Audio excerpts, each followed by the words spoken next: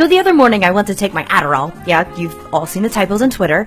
But the bottle said it had expired 2 months ago. So I wondered, should I still take it?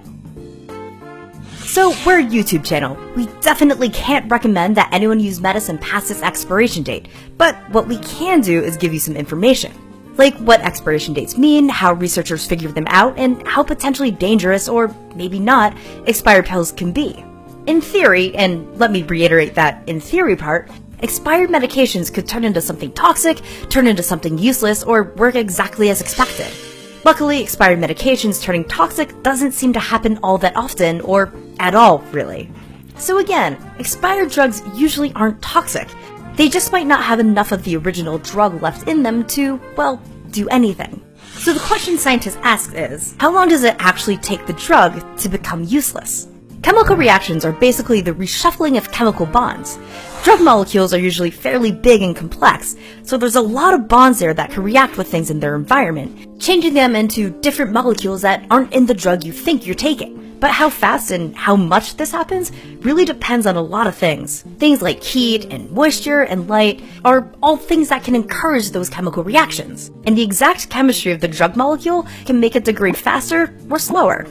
So in theory, again, there could be a lot of reasons why drugs won't last a super long time. Thankfully, in the United States, the FDA requires drug companies to guarantee a drug will be effective for a certain length of time. And that's technically what the expiration date on, say, your ibuprofen bottle is.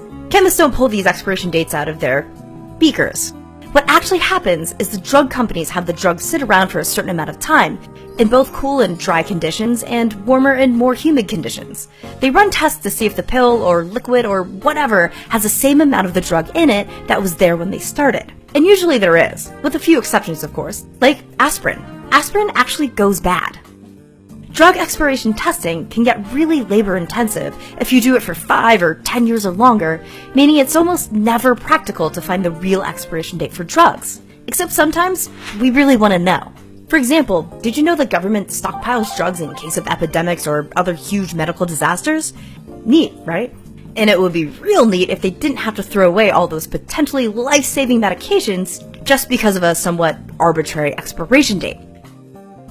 So the Shelf Life Extension Program tests drugs' shelf life for the US government and has found a lot of drugs are good way past those initial dates.